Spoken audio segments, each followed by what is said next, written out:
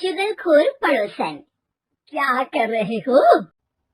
छत पे जाके अखबार पढ़ूंगा। बस यही करो। तुम्हें पता भी है कि बहू क्या गुल खिला रही है? उसने नया फेसबुक अकाउंट बना लिया है। रोज 10 फोटो डालती है। हमारे परिवार की तो नाक कटवा देगी ये। और तुमको ये बात कैसे पता चली? अरे पड़ोसन ने बताया। उसकी बहू भी फेसबुक पर है ना, तो उसको पता चल गया। हाँ हाँ, जैसे तुम तो बहुत भोली हो। पड़ोसन रोज सास को उसकी बहू के नाम पर भड़काती थी। आज तो आपकी बहू कह रही थी मुझसे आके कि आप दिन भर खाती रहती है, खा खा के घटोत्कच हो गई है। क्या? उसने मुझे घटोत्कच बोला? अरे वो खुद ना कटी सुपर्णखा है। आप कह रही हो तो सही होगा, लेकिन आप उसको बताना मत कि मैं ये सारी खबरें आपको देती हूँ। शाम को जब बहू पड़ोसन के पास जाती है, आज तो तेरी सास तुझे सुपर्णखा कह रही थी, कल ताड़का भी कह देगी। पता नहीं इतनी अच्छी बहू मिली है, फिर भी वो तुझे राक्षसनी क्यों समझती है? आप कितनी अच्छी हैं। आप मेरी सास की हर बात मुझे बता देती हो, वरना मुझे पता ही नहीं चलता कि वो मेरी पीठ के पीछे इतनी बुरी बात करती है। चालाक पड़ोसन रोज ही दोनों सास बहू के सामने उन दोनों की ही बुराई करती और चुगली करके बातें बता देती, ताकि दोनों में हमेशा लड़ाई होती रहे। आपने तो बस छत पे बैठ के अखबार पढ़ना है और चाय के घूंट पीना है। बहू की वजह से मुझे तो जहर के घूंट पीने पड़ रहे हैं। कल वो मुझे मोटी घटोत्कच बोल रही थी। तो तुम भी तो उसको नाक कटी सुपर्णखा बोल देती ना।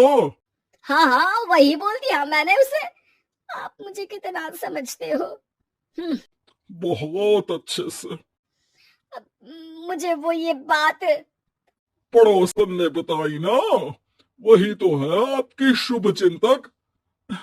पर मैं इस बहू को ना सबक सिखा के ही रहूंगी। जरूर सिखाना चाहिए, पर आज तुम मेरे साथ शाम को छत पे बैठना, एक तरकीब बताऊंगा। बिल्कुल बिल्कुल, कितना ध्यान रखते हो जी आप मेरा।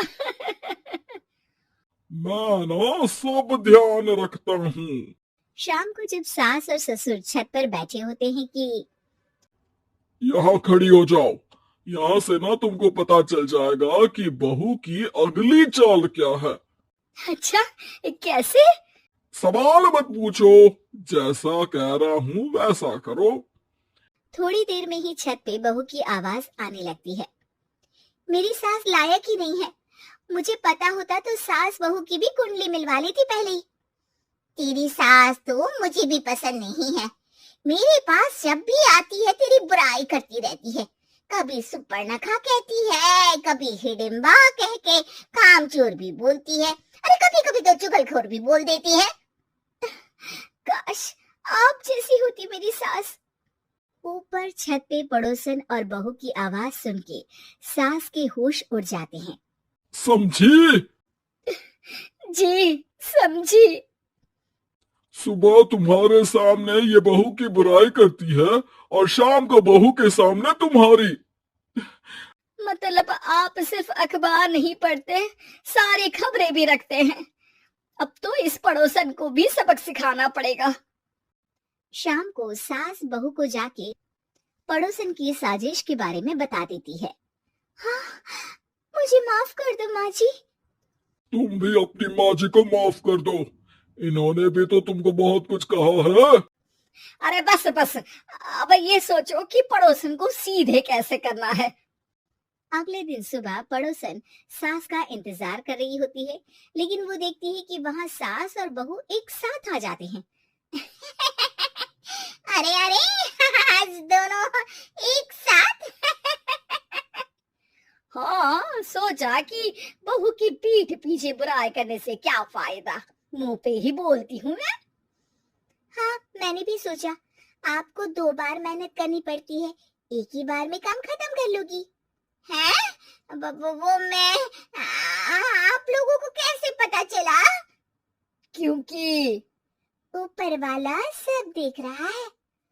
पड़ोसन ऊपर देखती है, वहाँ ससुर खड़े होकर हंस रहे होते हैं। मतलब आप हमारी बातें सुन लेते थे? हाँ, सुन लेता था और मजे भी लेता था। आपको तो शकुनी होना चाहिए। क्या चाल खेली है आपने, एकदम सास बहू के सीरियल जैसी। तो बताओ पड़ोसन जी, मेरी बहू ने आपसे अब मेरे बारे में क्या बोला? यही बोला कि सास बहुत अच्छी है, बहुत ध्यान रखती है। अच्छा, और सास ने मेरी क्या बुराई की? नहीं ना की बुराई, हमेशा तारीफ करती है। भगवान सबको ऐसी सास दे। मेरी गलती है जो मैंने आप लोगों में आग लगाने की कोशिश की। पर छत पे लगा हुआ सीसीटीवी, यानी कि शर्मा जी सब देख रहे थे। हाँ जी, मुझे माफ कर दीजिए। माफ क्या, आपको तो अब हम साफ ही कर देंगे अपने वालों की लिस्ट से। आज से आपकी और हमारी बात बंद, लेकिन बुराई जारी रहेगी। अब आपकी हरकत के बारे में पूरे मोहल्ले को बताना तो पड़ेगा ना आंटी जी।